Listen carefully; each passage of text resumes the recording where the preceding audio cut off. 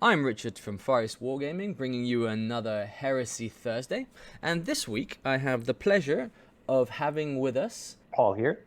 Hi, Gaming as well. Pleasure. Thanks, Richard, so much for hosting me. I am subbing here for Jason today, and I will do my utmost best to replace the magnificent Iron Hand for today. Yes, thank you very much for joining us.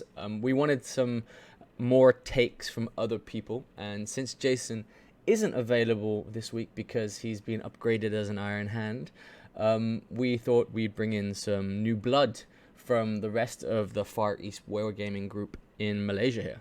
Thanks again, and yeah, excited to go through this and discuss the rules of the new Siege of Cthonia book. I think overall very positive to see that Games Workshop is pushing out new rules, upgrading the game system. I think there are some pretty critical parts, especially missions that, I think over the course of the last kind of when did the game come out now, 11 months, a lot of people have kind of complained about the missions are effectively the same as of Heresy 1.0. So a lot of people have played these missions for 10 plus years now. So I think way overdue that there was some changes and updates there. And then I think other exciting parts as well, such as the introduction of the Inductii, some upgrades to the ZM rule set and missions. So yeah, overall very positive and very excited to A, go through this, and B, play some games with this new set of rules. Yeah, so as you said, the exciting news this week is the drop of the new Siege of Cthonia book. We finally have it in our hands, so we can actually delve in to everything they've been sneak peeking. And there's quite a lot to go through. That being the case, I think what we're going to do here for Heresy Thursday is we're going to try and divide the discussion for the Siege of Cthonia book into several parts. And this week, we're going to do a deep dive specifically on the new Inductii. All right, sounds excited. Sounds exciting. Let's do it. Well, let's start with the very basics. What are the Inductii themselves? So they're the latest unit out by Games Workshop, and it's to take advantage really of some new lore for Mark 6s and putting them into a more niche space as opposed to just the plain tactical squads. Agreed. So I think very clear here that obviously, as far as Heresy goes, Games Workshop right now is very centered and focused on the Siege of Terra itself. So one of the key features at the Siege of Terra, of course, was that especially the Loyalist Legion, but realistically on both sides, there was a very significant depletion of kind of regular manpower. And so as part of that, the legions had to probably make do with second-grade recruits to replenish their line. And this is effectively what the Inductii represent. When I think about Inductii, I think about kind of somewhat second-tier Space Marines that were just freshly inducted on Terra during the Siege of Terra itself, and then are freshly thrown into the battlegrounds to fight the traitors or loyalists, respectively, on either side. Yeah, and the rules reflect that in what they've done. So they've created a new subtype called the Inductii Sub-Type. And what this does, it adds to other subtypes. In this case, what it does is it adds the inability to have anybody else join, so independent characters or apothecaries and such.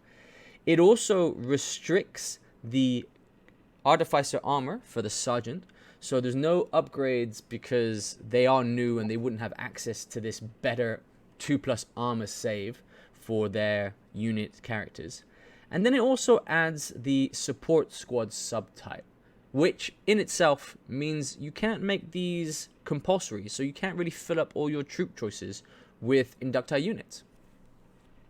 Yeah, overall, I think this is a pretty positive set of rules there, especially the no artificer armor. I think that's probably a change that's appreciated by many people. I think at this point, there's still a lot of people who don't enjoy the rolling one by one every die to see if you still get the 2+. So I think this should speed up the game, and it's fluffy as well, as you mentioned. The other two parts of this rule, not being able to have other models, independent characters, or any other models join the unit, I think that kind of makes sense as well. Probably your Praetor or any other high-level character would not be running around with the Inductii. So yeah, I think this makes sense. Sometimes I feel like there is a little bit of shame of not being able to attach an apothecary. Fluff-wise, how I see Inductii is kind of in the vein of a big 20-man foot slogging unit, where an apothecary would definitely come in very handy. But again, fluff-wise, I can kind of get behind this support squad part. This is the part where I guess most people will now mainly be using this as a supplement to their army, maybe one Inductii squad. That I feel like is a little bit of shame. I think it would definitely be interesting to see a Inductii first army where you fill up, say, 3 troop choices with 60 Inductii. As is, this won't be possible because you will still need kind of non-support squad core troops. But irrespectively, I think overall these changes kind of make sense and will be interesting to refresh in the game. I think that's some valid feedback there. The fact that in the later stages of the war, Inductii would have probably made a significant part of most detachments, and having something or a warlord trait to reflect that for the traitors and the loyalists would have been cool to see. But with the way that GW is going and their renovation and their rewrites of lore, we could see that in another book, such as a specific Siege of Terror book later on, I don't know, next year, or I don't even know when GW will release the next part after doing the Siege of Cthonia. Sure, that's very well possible. Not to say that we won't be seeing any of those changes coming in the future. Okay, do you want to just go legion by legion? I think one thing that's fundamentally worth mentioning as well, how the Inductii work is effectively that they are an upgrade to either a Legion Tactical Squad or a Legion Despoiler Squad. So depending on which Legion, the more combat-centric units would get an upgrade/change to the Despoiler Squads for the case of Inductii, whereas the more shooty Legions will get a change/upgrade to the Tactical Squads. Yep, so it is just an upgrade to those two. It's not really adding anything new itself. It's just a new subtype. And the way it works is that all of the legions, all 18 legions, got something very different from each other. No 2 legions were the same. Some for good and some for bad, but we'll delve into that now. Sounds good. Yes, let's make a start. So first legion, Dark Angels. Let me quickly just go through the key updates here. So the unit that's being changed for the Dark Angels is the Tactical Squad. What the actual changes are is that the Inductii squad must replace the hexagrammaton unit subtype with the Inductii subtype. So that means to me, and you probably would know this better given that you're the Dark Angels expert, they can't benefit from any of the hexagrammaton rules. And what functionally happens is that all models in the unit have to change their bolter for a Volkite charger at no additional cost. And subsequently, they also lose the Fury of the Legion special rule. Yeah, so the not having a hexagram subtype really is following along with the fluff for the Dark Angels because they were specialist units and that speciality was in the hexagrammaton. I think this is a quite fluffy upgrade in itself. Volkite chargers, they're not to be chuffed at. They are 15-inch range, AP 5, strength 5, assault 2 with deflagrate. It's arguable whether they're better than bolters itself with Fury of the Legion, but it's something new to have, and I think what you'll find is Dark Angels players will use this as a substitute for a tactical support squad because it's very cheap. It's 100 points for 10 with Volkites, and you can't get that anywhere else. True. I think this is one of the better options probably, and even if you compare the cost as far as points go, what is a 20-man squad? I think that comes out under 200 points, significantly cheaper than if you'd compare that to 22 times 10 tactical support squads with Volkite chargers. So a pretty significant cost saving advantage there. And yeah, I mean, I think Volkites are cool, right? But this may be a bit more of a rule of cool, but definitely I think breaking up the bolters a little bit, I think that's a nice change. What do you think? If I think about big tactical squads with the Dark Angels, I would probably mostly think about the Stormwing, which means they hit on 2s, if I'm not wrong. Well, the Stormwing, yeah, they would on bolters, they'd hit on 2s because of their Stormwing hexagrammaton. But here you wouldn't be. You'd be hitting on 3s again with charges at considerably shorter range. And in terms of the points cost, it is 200 for 10, which is very decent, compared to 85 for 5 with the same Volkite charges in a tactical support squad. So you are getting a lot more bang for your buck if you wanted to just take a cheap Volkite Charger squad in tactical supports, because the tactical support squad has the Volkite Charger as a free upgrade. And here you're getting a 10-man free upgrade for 15 more points. So 5 extra Volkites for 15 more points on top of a tactical support squad. Definitely a bang for your buck. So what's the cost for a 10-man Volkite Charger support squad? That comes out to... Well, it's 85 points for 5 plus 5 times 12, so another 60 points. So you're at 145. Yeah, 145. So you're already at 45 points cheaper for effectively the same unit. I mean, that's already a pretty good deal, and this unit is scoring, so hey, no reason not to take this. Exactly. I think it's a very value add for the Dark Angels there, and one of the few that's basically a straight upgrade or a simple choice for that. Yep, I think agreed. I think this one's approved. Definitely one of the better choices, and yep, looking forward to see some of these Dark Angels and Inductii on the table. Yeah, looking forward to bringing them. I have to find some Volkites, but we have the new tactical support sprue, which allows easier access to all these exotic weapons. Exactly. So moving on, we've got the Emperor's Children. So the Emperor's Children have another Inductii, and this time they're replacing the Despoiler squads as opposed to tactical squads. And what's happening here is that the war gear is the major change. They are allowing you to upgrade the Despoiler's chainswords for a charnable weapon for only 5 points. I say only 5 points. 5 points is still a lot. The second part is they're replacing the Heart of the Legion rule with a new perfection embodied there. And this is actually a very, very cool one, because what it does is it changes the unit's leadership to 10 for morale checks in the shooting phase and pinning checks. And this is huge, because leadership is such a huge thing in Horus Heresy 2nd edition. Yep, totally with you there. I think generally thinking about big tactical squads or big squads of Inductii, one of their key weaknesses is just leadership, especially if you can't attach a character to them. It's very hard to hide such a big squad, and so for any opponent that has pinning weapons, it's very easy to take out a few models out of that squad, and then there's a decent likelihood, especially if there's night fighting, that squad is going to be pinned. So having this leadership 10, I think that's a very, very significant benefit. And the trade-off there, that in case you fight in hand-to-hand combat and there's a draw, you lose by 1 point. It's minor, to be honest. I mean, how often usually with Emperor's Children, I think it goes one way or the other. If you charge, you'll probably win overwhelmingly. If you get charged, it might just go the other way. So to me, I think this is a very, very decent trade-off here.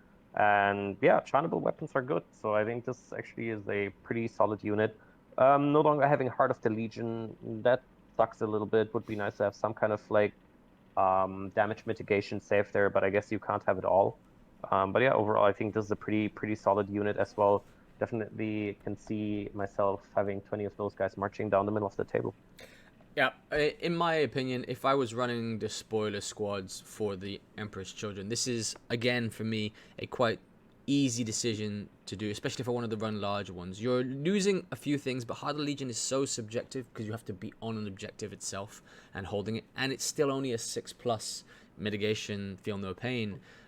Here, you're guaranteeing more or less better checks on your leadership during the shooting phase, so not breaking, especially if you go in a larger size. Pinning checks are a huge thing, so people deep striking into you, which is something we're seeing more and more here, or frag itself, because we don't have anything like the 2+ armor save.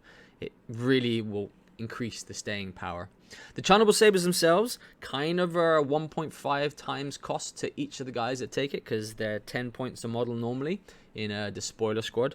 So adding 5 points for a charnel weapon, I'd take a few. I wouldn't replace the entire squad with them, because it starts to get a bit pricey there for this. But adding something with like breaching 5, duelist edge, just really gives a bit more to an already quite deadly close combat unit.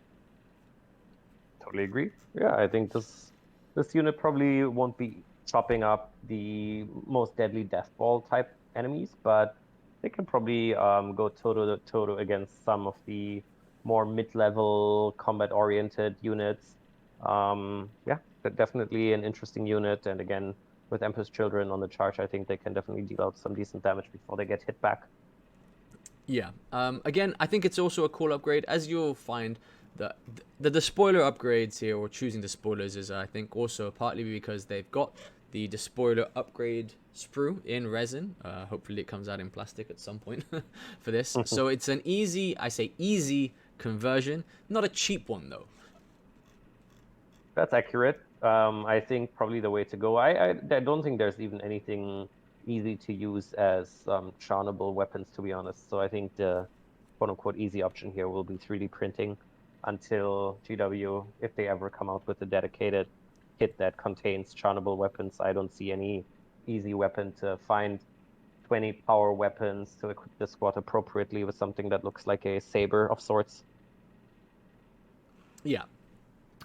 Those charnel weapons, the flat-bladed ones, are nice ones from Forgeworld, but again, those Forgeworld upgrades are getting rarer and rarer as they're phasing it out into the GW line. Accurate. Well, let's move on to the third one. So, well, the third Legion, I say the fourth Legion itself, the Iron Warriors and their Inductii squad. Yes, so having a look at the key rule updates here, the Iron Warrior Inductii squads are tactical squads, and they replace the Heart of the Legion special rule with the Souls of Iron special rule. What does Souls of Iron mean? During the controlling player's shooting phase, a unit with this special rule must attempt a shooting attack if there is an enemy unit within range, and must target the closest unit if possible that is within line of sight and is a valid target for shooting attack. If two or more are equally close, then the controlling player chooses which. In addition, and this is the key one here, this unit automatically passes any pinning tests it's required to make. So what does that mean is you basically have to shoot the closest enemy unit, but you get to ignore pinning checks in return.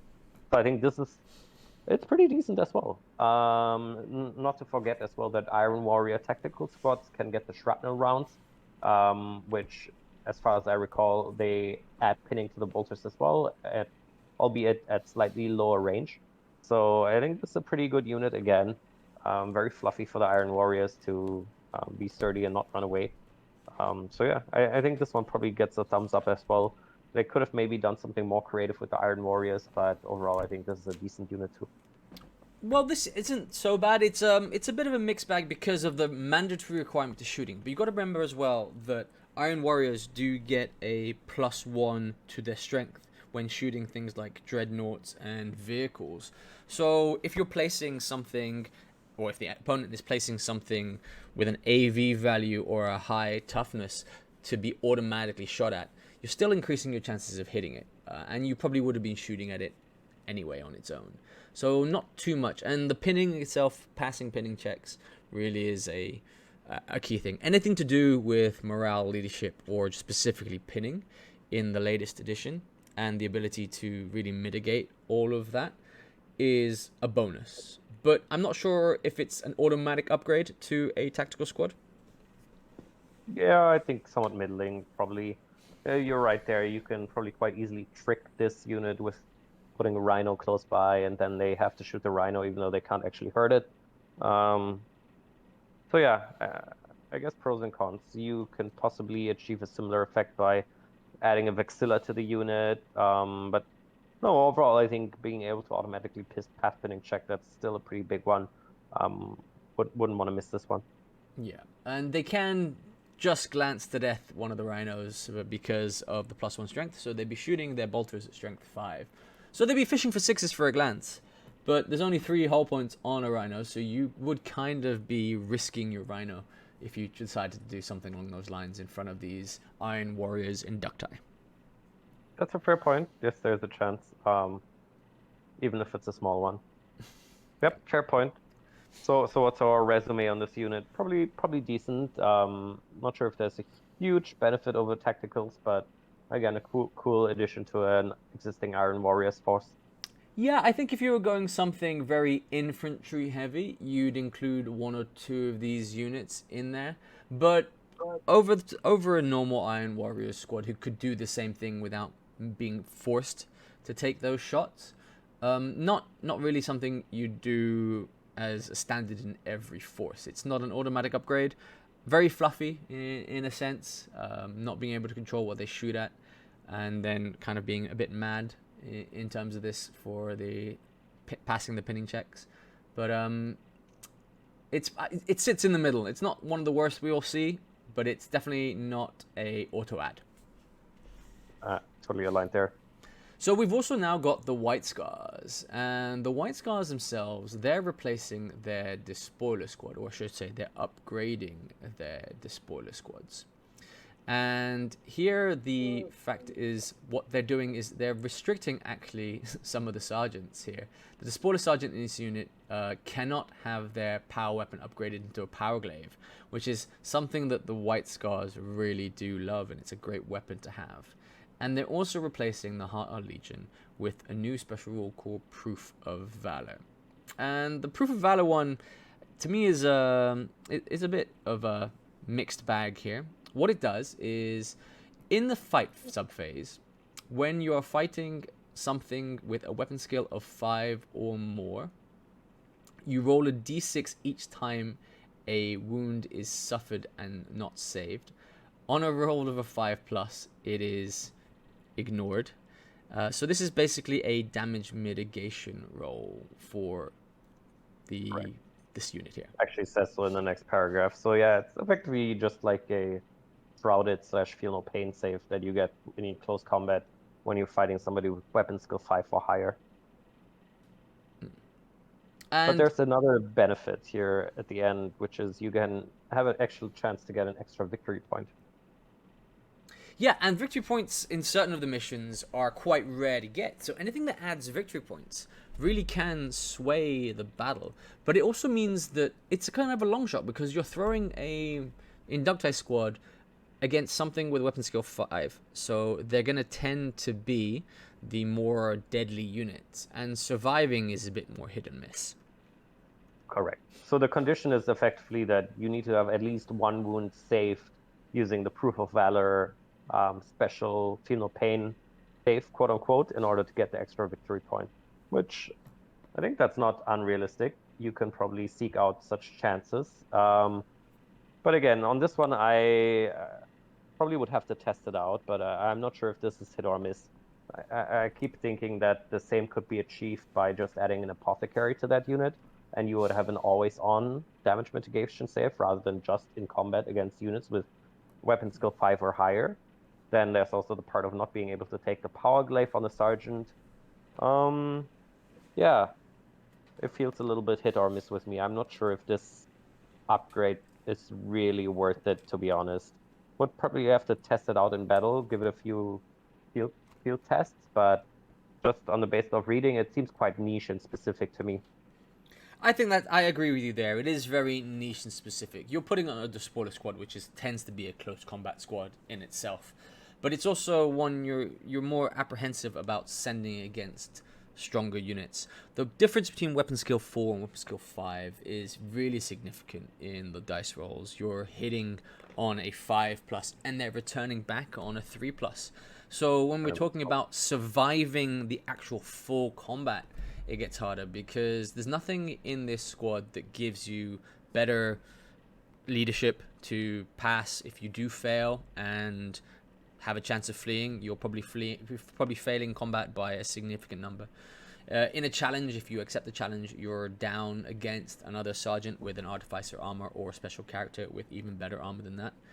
You have to really pick the unit. And since you're forced to get the benefit, pick a weapon skill 5 unit, there's also sometimes not that many on the board. And sending a Despoiler squad after them is kind of rolling the dice literally there in whether they'll come out of this alive. You're fishing for that extra victory point on the off chance, but knowing full well you're probably sacrificing 100 points of models.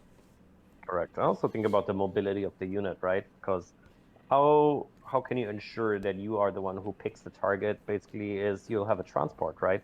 But having such a unit, I think the only way to effectively have a strong unit of White Scars Inductii that has the ability to pick and choose the right target would be 20 men in a Spartan, which Yeah, at that point, I'm not sure if that's the best use of a Spartan, to be honest, to ferry around this big squad of Inductii. I don't think the Inductii in the hierarchy of things would be given access to the Spartan over some of the more specialist units. I think the words from the command would be get out and run. Accurate. Fluff-wise, even more reason to let them foot slog, and if they're foot slogging, it's probably less likely that they'll get their target of choice. Yeah, very, very much so. Another one that's really following along the same arc is the Space Wolves, if we move on there. They're another despoiler upgrade here. And again, it's a bit of a mixed bag. What they're doing is here, all models with the Inductii template may replace the bolt pistols with combat shields for no additional costs. And they may replace their chainswords with chain axes for a +1 point a model. So here you're really getting Grey Slayers again, but Inductii versions of Grey Slayers.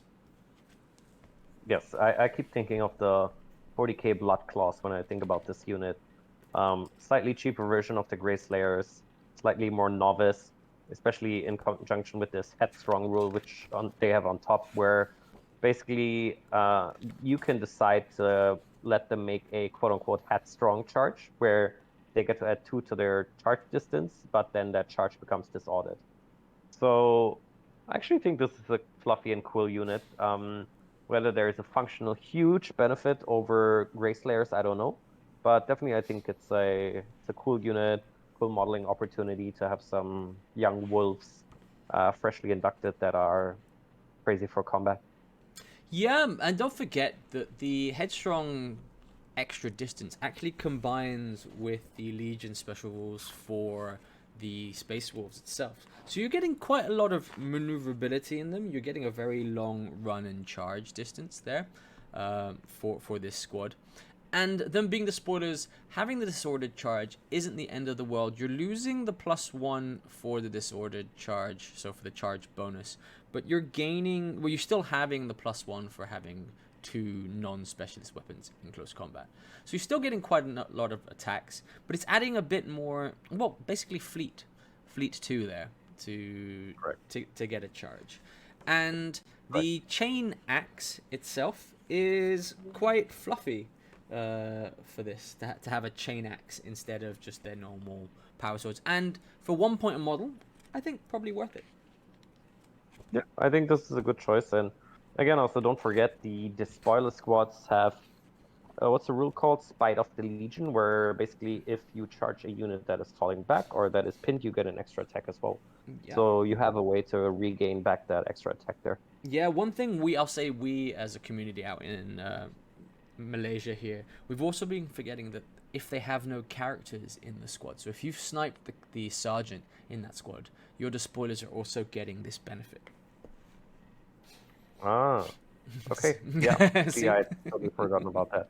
The problem is still, I think, the spoilers, the challenge is just, please give us cheaper model for the spoilers. I think a lot of people would want to run the spoilers, but currently the cost of having a 20-man spoiler squad requiring 4 sets of Forgeworld upgrades.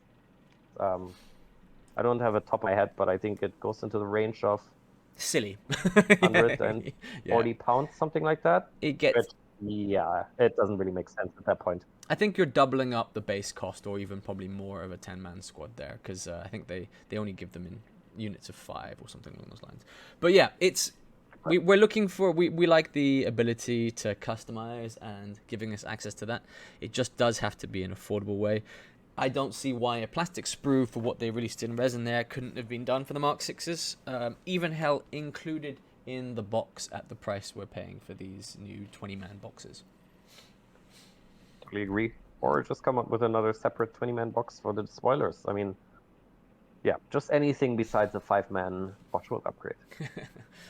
Okay, so we've touched the White Scars and the Space Wolves there, and those are the ones doing the spoilers. But we're moving on to the Imperial Fist, and the Imperial Fists themselves have moved back to the tactical upgrades. Correct. So what Imperial Fists get basically is for every 10 models in the squad, you can take a heavy bolter or an autocannon, which, yeah, that's nice. Why not? Why wouldn't I take that? They have to replace the Heart of the Legion special rule with the supporting fire special rule. What is supporting fire? Basically, once per game, you can choose that whichever heavy weapons you have in that squad, so be it heavy bolter or autocannon, get pinning. So again, I think this is quite decent. Overall, if you want to take a 20-man squad with 2 autocannons, just park them on the objective. Once per game, you can decide that those 2 autocannons are pinning. Why not? I think this is a pretty good unit, and as you mentioned earlier, a throwback to the 40k tactical squads where you can take special and heavy weapons. Yeah, overall quite positive. And being Imperial Fist, obviously don't forget, either the heavy bolter or the autocannon, they hit on 2s. I like it. It's again not something that'll be automatic, because to really get the benefit, you are having to put a 20-man squad. Adding 1 autocannon in there, putting a heavy weapon into a tactical squad limits their maneuverability, because they're not getting relentless in this. So the Inductii do have to stay stationary. And then you're getting, what, 48 inches on an autocannon, but 24 on the rest of your weapons. So you're either sitting back, if you're doing it with a 10-man squad, and getting 2 shots off. I think the autocannon is just 2 shots there. Is a waste, but gives you that tiny bit of oomph if you've got an objective way in the back that's basically being held. You'll see better use of this with a 20-man squad, even with the heavy bolters, just because more weight of fire itself. 2 heavy bolters there in a squad holding a central or forward objective there has a lot more power. And then again, we're talking about the pinning, shooting that, you're getting more chance of pinning from those heavy weapons. So you're getting more shots from the heavy bolters, no rending from as you get from the autocannons, but sometimes weight of fire is better than just rending itself. True. Yeah, overall fluffy, and I think probably a decent choice. Again, not something that blows my mind. It's not a must take, but it's a cool fluffy choice. Definitely can see them standing on the wall, defending the last wall, hailing down some autocannon fire there.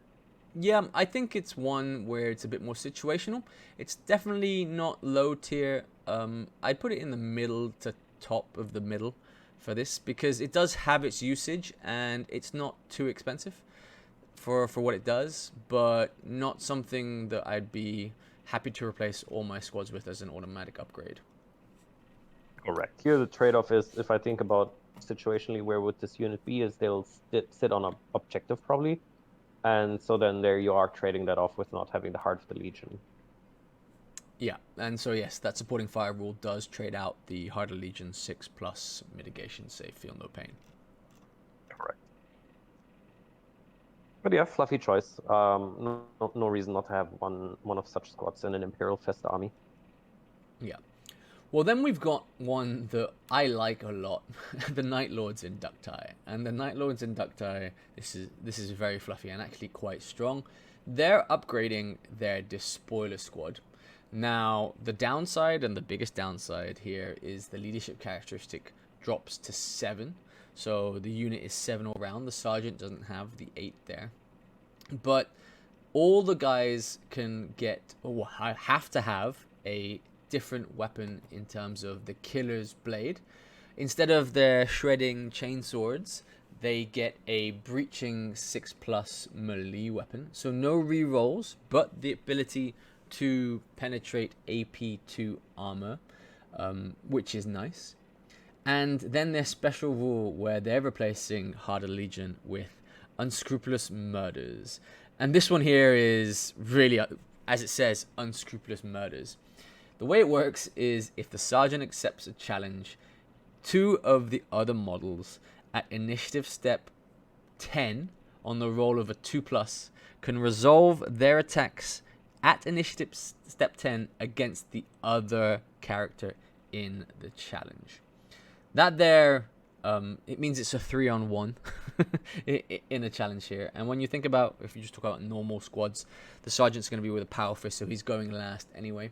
It's where this breaching against the normal tactical squad really comes into play, or anything with a Sergeant with an AP2 armor here. You're getting a lot of strikes at breaching 6 to kill him off.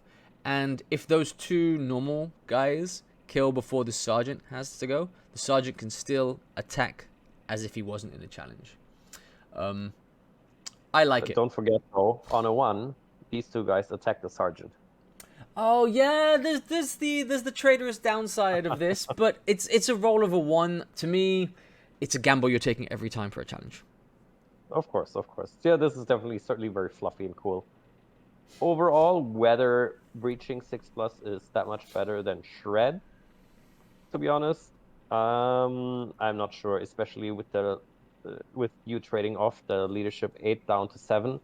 I'm not sure if this unit is great, to be honest, but the special rule is very fluffy and very cool. So definitely you get style points for running this and pulling off the unscrupulous murder. Um, but whether this is actually a unit that's an interesting alternative to regular despoilers, I'm not so sure, to be honest. Yeah, well, I think we're gonna have to agree to disagree there because I do like the shred rule, but the one thing that shred suffers from is the ability to go after, for instance, terminators.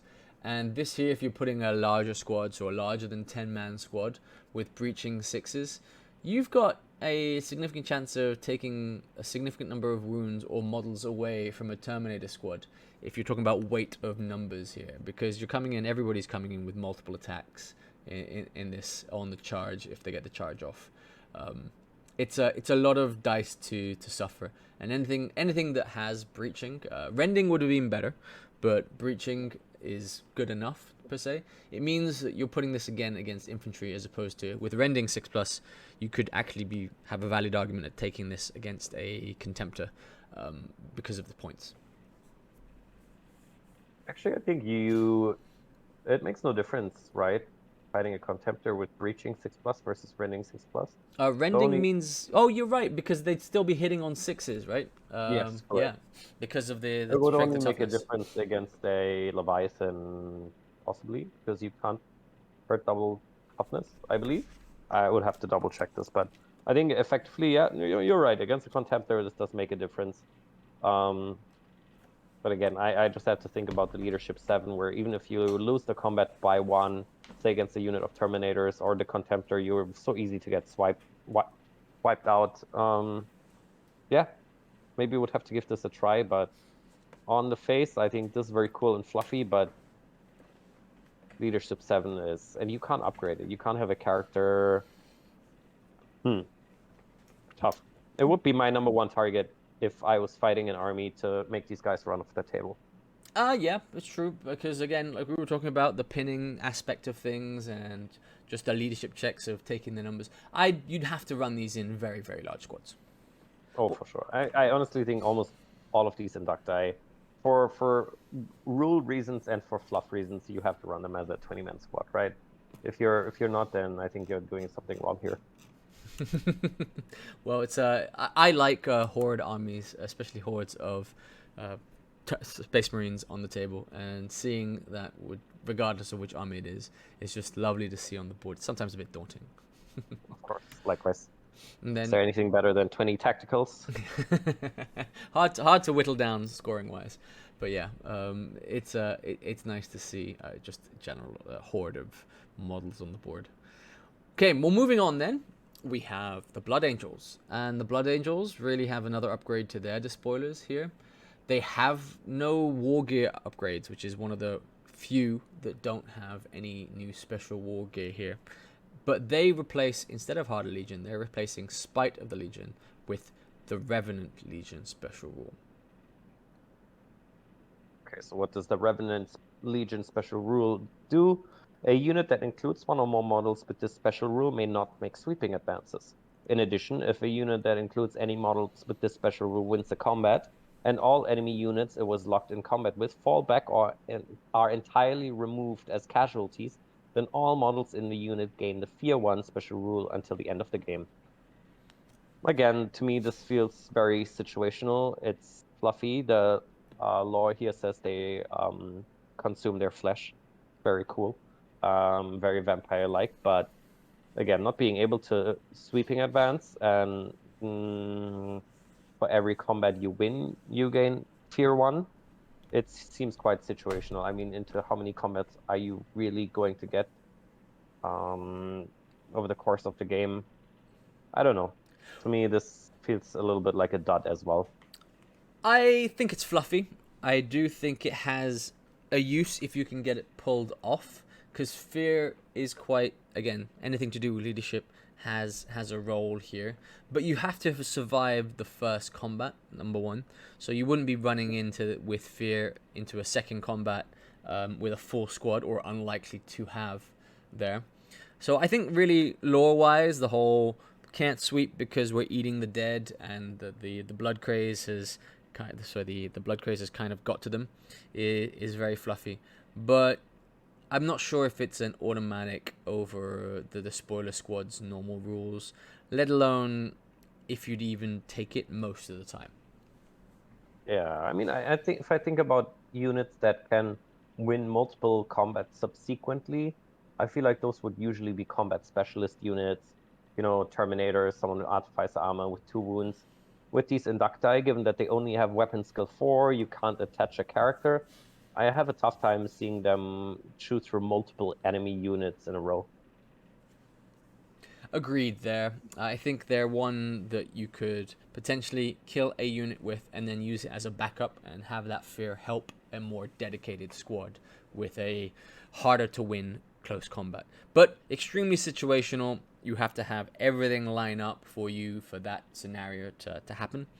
But lore-wise, I like what they're trying to achieve. Maybe missing the mark a bit in the rules.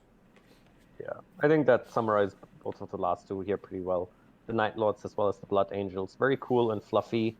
To me, game-wise, whether this will be making a huge dent, I guess that remains to be seen. Yep. So then we'll move on to the Iron Hands, and I like what the Iron Hands have done here.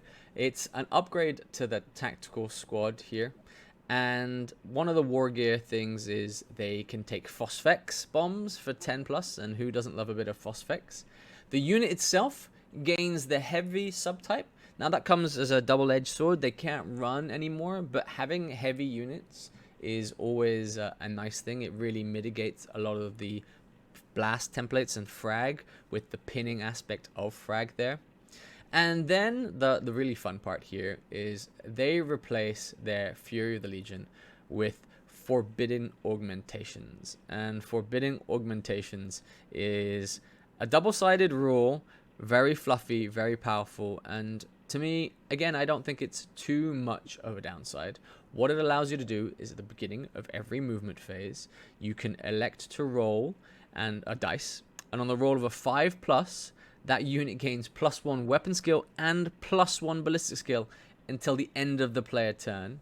However, if you roll a 1 or a 2, the unit suffers D3 AP 0 wounds that are allocated to the controlling player there. To me, this is a very strong one, and the downside of D3 wounds with where you get a normal save for, I really don't think there's much to lose taking this. Totally agree with you there. I think this is definitely, so far of the ones we've gone through, probably to me the strongest one. Having the heavy subtype, I mean, it's fluffy for the Iron Hands. They're slow and steady, and again, being able to reroll saves against blast and templates, I think that's very significant. To be honest, at this point, many units in the game are heavy, be it heavy support squads, Terminator squads. So tactical squads, as one of the few units that are not heavy, will often be the preferred target for any templates or blast weapons. So in this way, being able to give a tactical squad heavy subtype, I think that's very strong. And yeah, take the Phosphex bomb, that's a great addition. Being able to add your potentially have a chance to add +1 weapon skill and ballistic skill. Again, that's a great benefit. And taking D3 wounds, I mean, on average, you wouldn't even be losing 1 Marine. So yeah, to me, this is a home run. I think this is very strong. I think so too. I think the fact is +1 ballistic skill and +1 weapon skill, not either or, means that you can take this when you're in close combat or when you have a significant shooting need in terms of this. Yes, it's only till the end of your turn, not the other player's turn.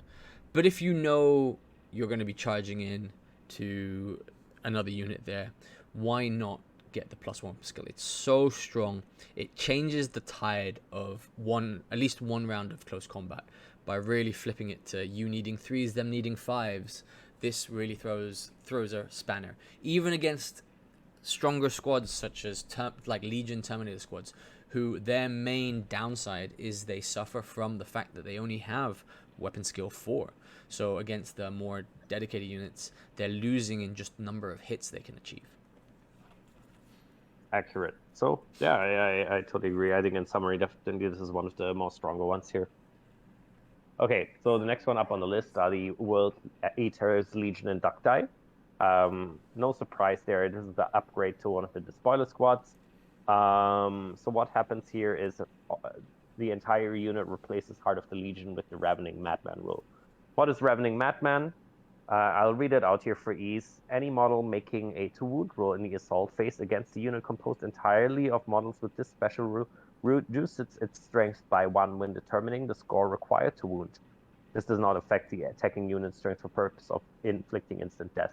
Additionally, any hit rolls made in the assault phase targeting a unit that includes 1 or more models with this special rule always counts the majority weapon skill of the target unit as 3, regardless of the actual weapon skill of the models in that unit. A unit that includes models with the special rule may only be joined by models with the special rule or the Primarch, Angron, etc. Not relevant given that these units can't be joined by any other models anyway. Yeah, so again, this is a little bit of a trade-off. Effectively, you are at -1. Enemy units hitting you are at -1 strength. However, always count as weapon skill 3. I think it's decent. I think it's a little bit situational as far as weapon skill goes. There's pros and cons to it. But I think this is very fluffy once again. Definitely hits home with the kind of like they just received the Butcher's Nails. As the name says, they're Ravening Madmen all over the place. They don't care much for finesse, but given the freshly embedded nails, they're probably tough as nails as well. Hence the -1 strength for incoming attacks. I think quite fluffy and cool. Whether this is very strong, I think remains to be seen, but definitely high up on the style points. Yep, it's basically the rule that they have for the Red Butchers there. And I'm a bit torn with it because, yes, getting the incoming strength coming at -1 means in general you'll need 5s to wound against them, but they're hitting on 3s most of the time, so you're just getting a lot of hits. And if you're coming in against another Despoiler squad or another squad like for like with chain swords they're re-rolling these 5s. So they're just getting a lot more hits and the ability to get some wounds in. For a negligible benefit, to be honest. Negligible benefit as far as the -1 strength goes, I guess, but... Well, it's not helping. Nothing in the rule itself helps this Inductii become more deadly themselves in close combat. It just increases their survivability in terms of, well, basically their toughness, and whilst foregoing their weapon skill here. So a really straight weapon skill to hit to wound trade, but not helping the unit itself do any more damage than a normal Despoiler squad would. Yeah, I'm aligned with you there. Probably it's hit or miss. Unclear whether this is really something needed. Again, something that's probably great to run for fluff reasons, but whether this is a unit you want to take to make or break your game, I think that is questionable. This for me is one probably leaving out of the Legion unless you wanted to run some fluff, because over a normal Despoiler squad, I don't think there's significant benefit there coming your way. But again, each their own. It's definitely fluffy. It's basically a cheap version of Red Butchers, and the Red Butchers are very expensive on their own. True. Probably another unit in the list of units that people are not looking to run. Yeah. Well, then if we move on to another one, our boys in blue, our nice flagship Smurfs for 40k, the Ultramarine Inductii. And what we're seeing here is really Guilliman's first go at 40k Tactical Marines. So they're upgrading their tactical squad here, and what they're doing is they're restricting it So there's only allowed to be 10. You can't have any more than that. But for every 5 models, you're allowed to upgrade one of the guys to have a flamer, a plasma, or a melter gun.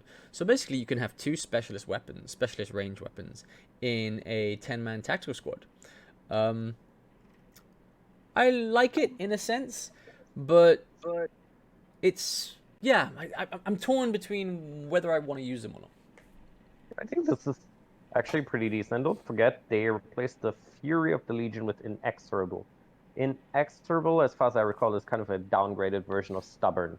But it does make this unit more sturdy. But yeah, I think this is pretty decent. I can totally see a 10-man Inductii. Say you run 2 10-man Inductii squad with melter guns and rhinos.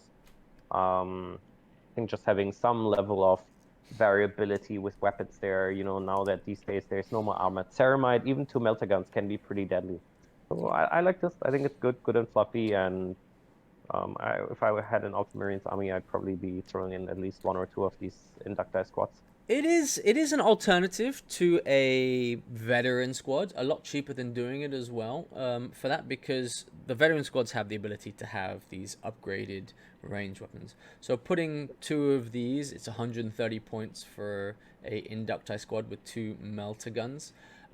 Inexorable is good for close combat, but then you'd be wanting time to kind of upgrade these guys with some chain swords, which is increasing their price another 50% there. Because Inexorable, I think, does, you're right, everything that Stubborn does, minus fear, because it is subject to fear. Again, we don't see too much of that, barring a few of the Inductii units we've just mentioned here. But situational. The limiting factor is not being able to take more than 10, and large squad numbers are really the name of the game at the moment. Accurate. So again, I think this is cool and fluffy, and I would probably run this if I had an Ultramarines army. But yeah, as far as overall competitiveness of the Inductii goes, probably I would say upper middle field. Yeah, I'd comfortably put it in the upper mid there, or the lower top side of things. Definitely worth a consider, even as a cheap replacement to a tactical support squad. Just having 2 melter guns instead of 5 for more or less the same price. Same for plasma, while still having the versatility of scoring. And I think that really is going to come down to the major part here. Everything here is scoring, regardless of the fluff. And this is a more versatile scoring unit. For sure. I agree. Totally a huge point there. Not to forget that these units are all line. So can't even compare them apple to apple to kind of a support squad that obviously is not scoring. Yeah. And the lack of scoring is something we see a lot in our games out here for Far East Wargaming, especially when we're talking about the narrative or competitive side of things. We tend to go for let's kill everything as opposed to let's play the objective. Something we saw very much in our last tournament, the last event we had for Far East Wargaming here. Accurate. So we'll move on. We've got the Death Guard. So the Death Guard Inductii, again, they're upgrading their tactical support squads. And I think one of the major things here is they're giving every 5-man is access to 1 Alchem Flamer, which is the Death Guard Flamer, which in itself is kind of nasty. Yeah, and on top of that, they get the Barbarian Resilience rule, which, it's a bit to read through here. When a model with this special rule suffers an unsafe wound, it can make a special Barbarian Resilience rule to avoid suffering this rule. May not be made against wounds that have the instant death rule, etc. Roll a d6 each time an unsafe wound is suffered. If a unit with this special rule includes 10 or more models at the start of a given phase, this rule has no effect. If a unit with this special rule includes less than 10 models at the start of a given phase, then on a roll of 6+, the wound is discounted. If a unit with this special rule includes less than 5 models at the start of a given phase, then on a roll of 5+, the unsafe wound is discounted. Yeah, it's a bad version of a apothecary, to be honest, or a bad version of Heart of the Legion. That's what my opinion is here, because there's too many conditions on it. Yeah, I'm with you there. And don't forget, you are trading away the heart of the Legion here, so this seems very much like a side grade. If you have less than five dudes left, you get a slightly better damage mitigation save here, but yeah, I'm not sure if this part of the unit is worth this. Having the Alchem Flamer, though, that's nice, so I could totally see 10 guys with 2 Alchem Flamers and a Rhino. I think there's value to having that unit. Again, it's probably not a must-take, but it's a nice, fluffy addition. Yeah, it's a nice upgrade. The way I see this is you're throwing this 10-man unit into a Rhino because you, like we were talking about, we wanted to run these in larger units, but there's no advantage of running this in a large unit for the Death Guard Inductii. So you're putting 10 in a Rhino with 2 of these Alchem Flamers. The Alchem Flamer is basically a normal Flamer with Fleshbane, but gets hot. You're throwing this as far up the field as you can onto objective. You're using the Wall of Death to eat anything that comes in into you there. And as you whittle down, you get a bit more staying power. Pros and cons here.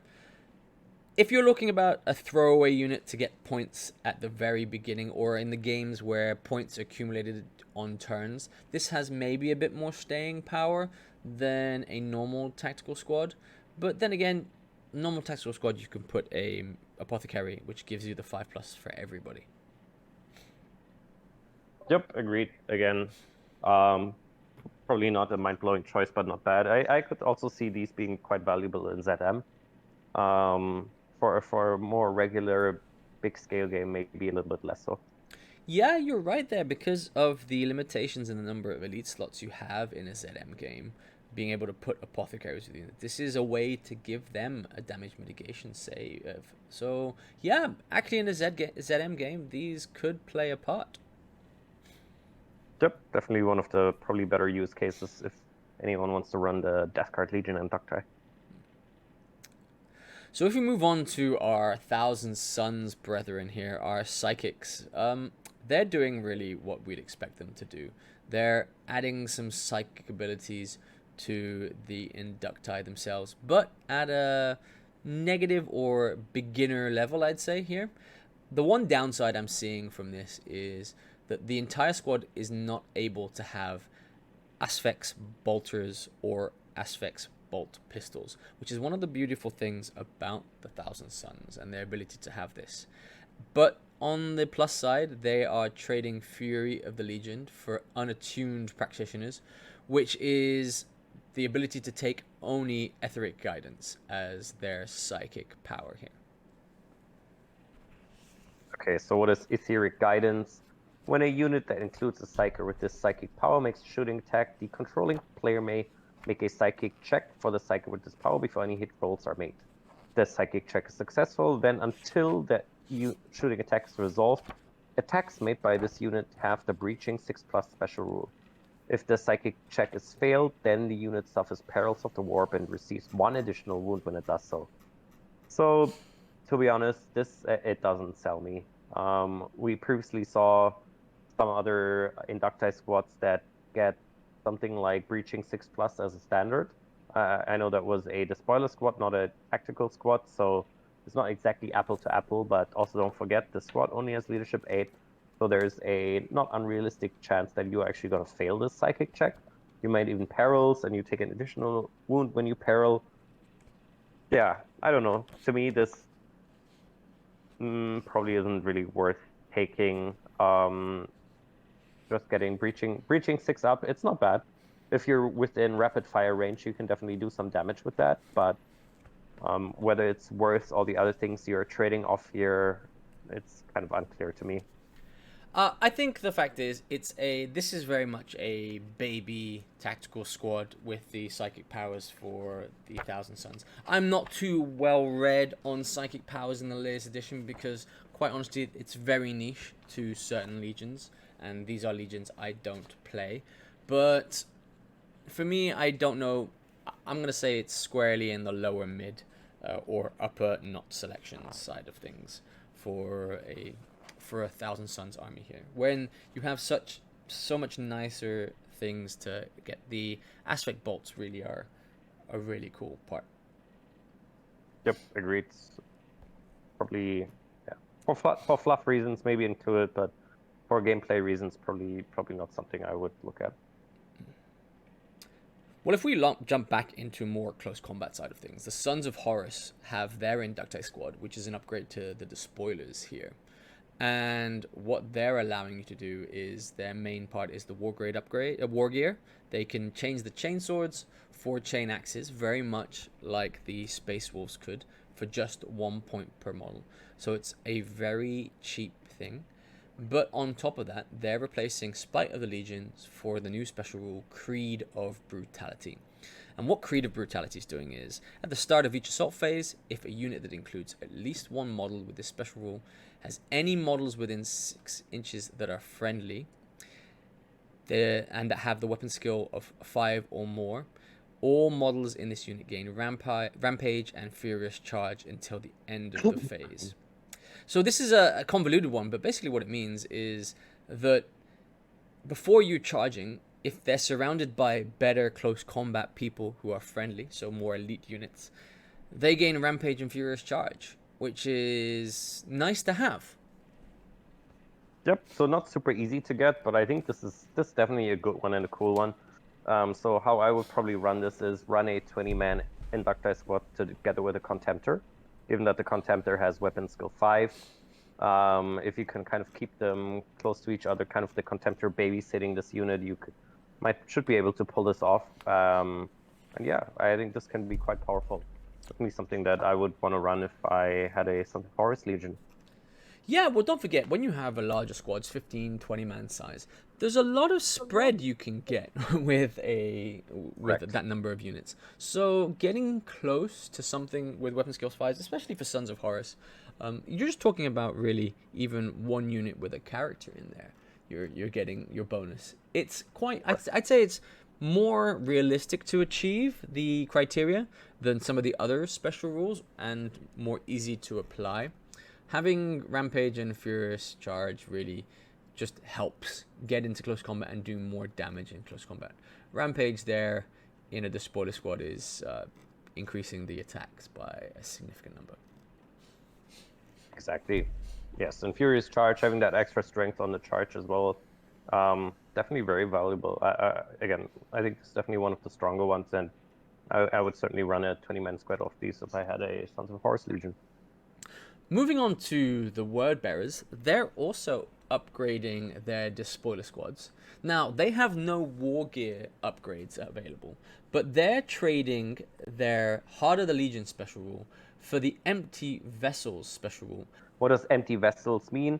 It's a little bit of convoluted text, but what it means in effectuality is that for each such unit, you roll a die per turn, and on a 5+, that unit suffers D3 wounds, becomes corrupted, and gains the Furious Charge 1 special rule.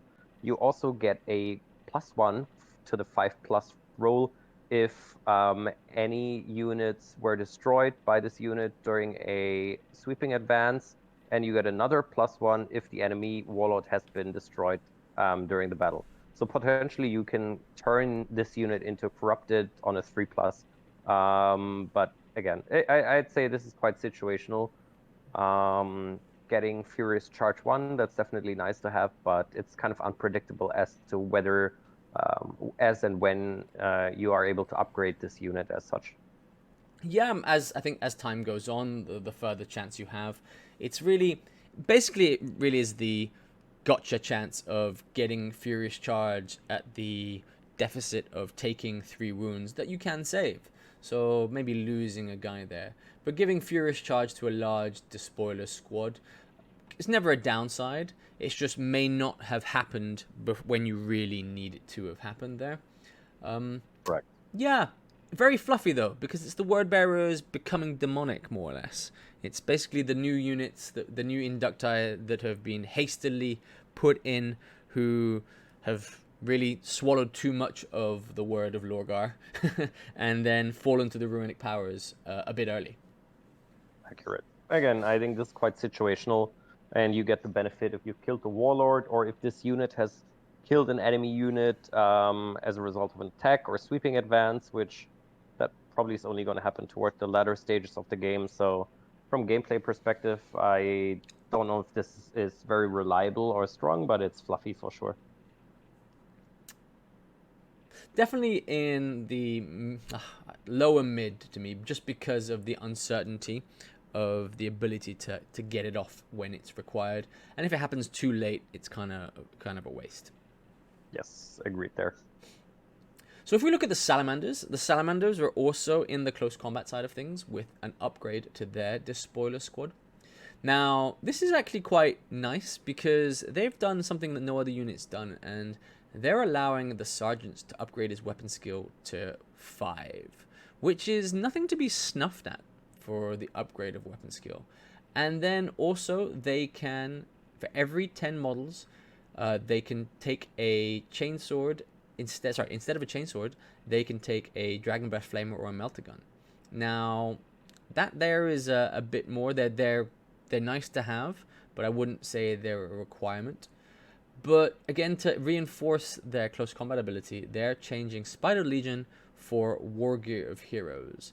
And basically, War Gear of Heroes is a reroll of 1s to hit with melee weapons, which again is nice to have. It's a minor version, it's half preferred enemy, per se, for this Inductii unit.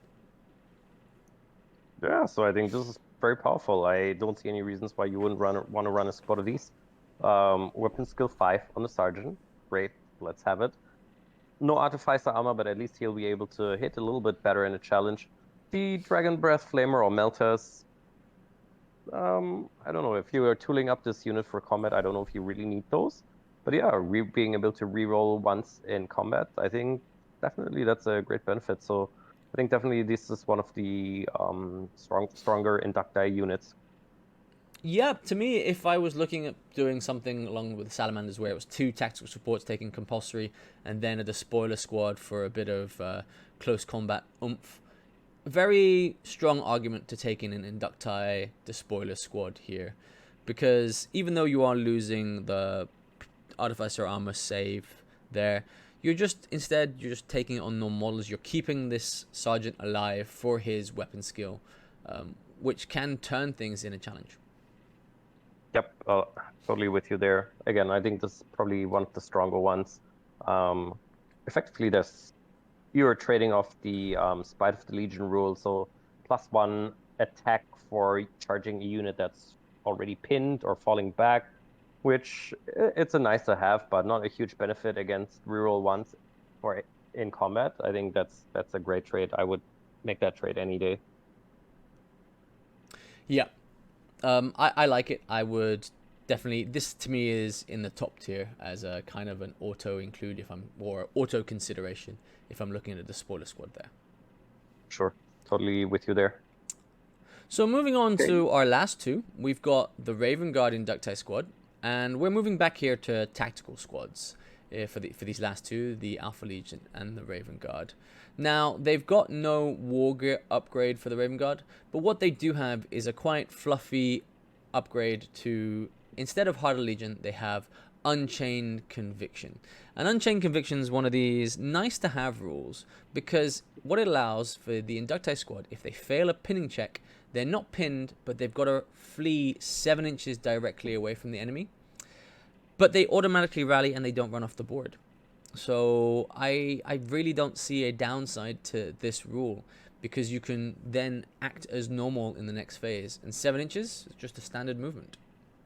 Correct. There's a second part, though. If the unit is required to make this move during a charge, then the charge automatically fails and the unit is displaced from the position it occupied when the charge was declared. So this definitely is pretty handy. Yeah, I think this is cool. It's a nice benefit to have.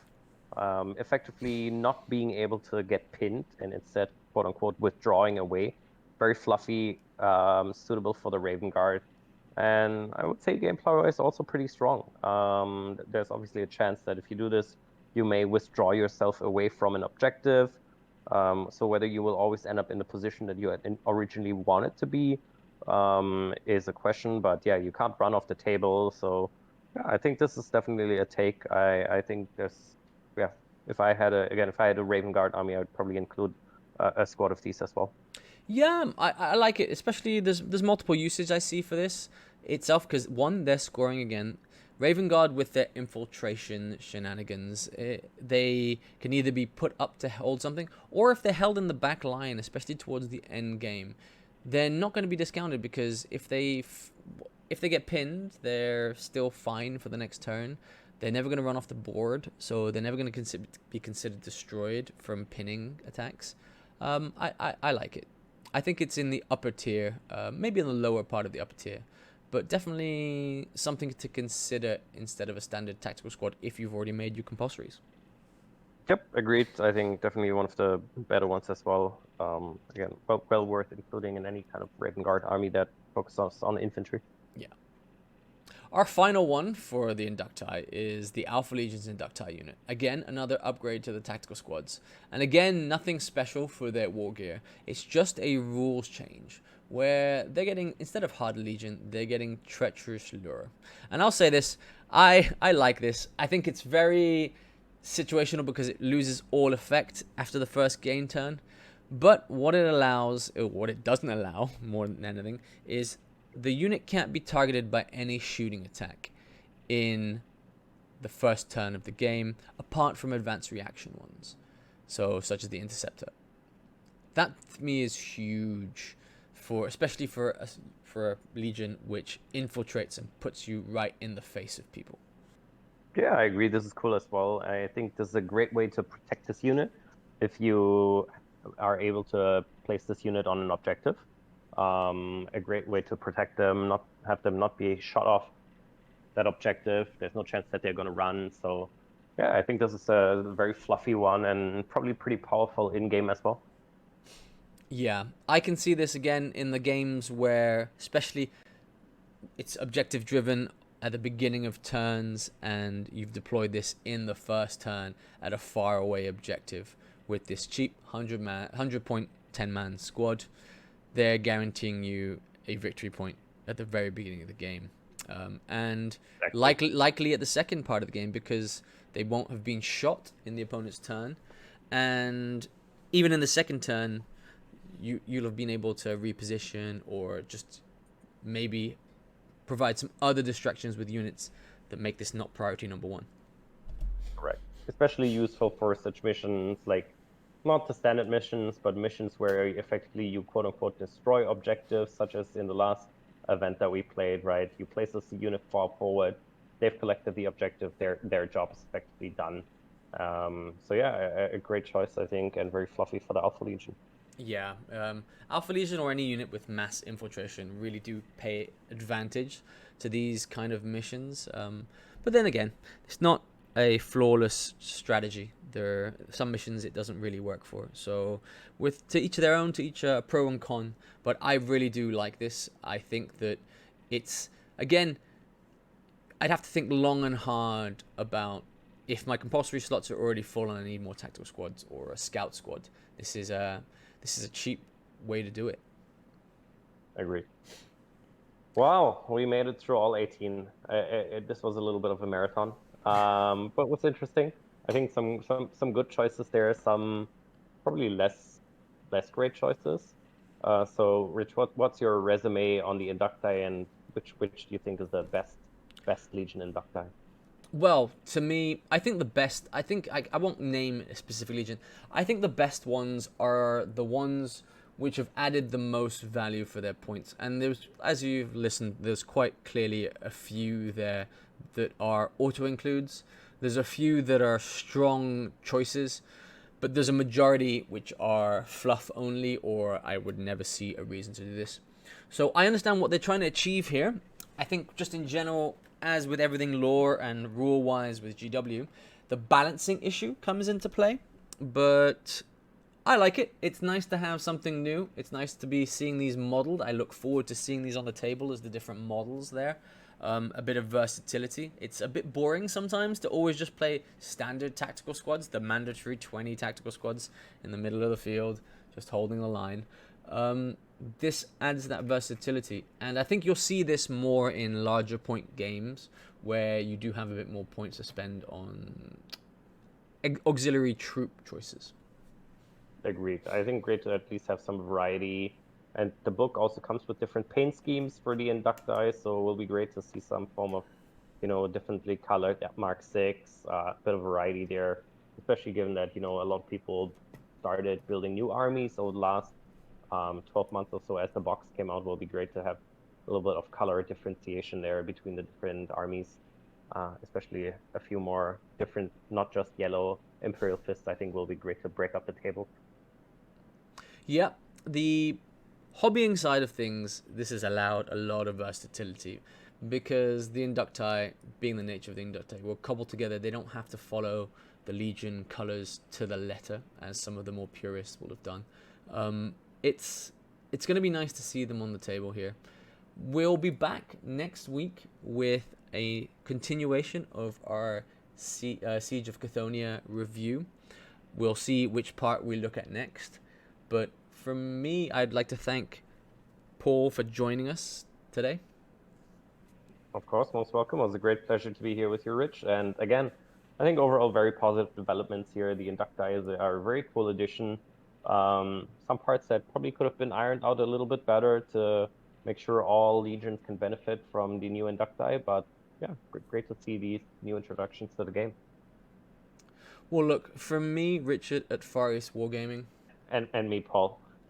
Thanks for tuning in to us on our Heresy Thursday. We will see you next week. And since Jason isn't here, I'll take his catchphrase, Happy Wargaming.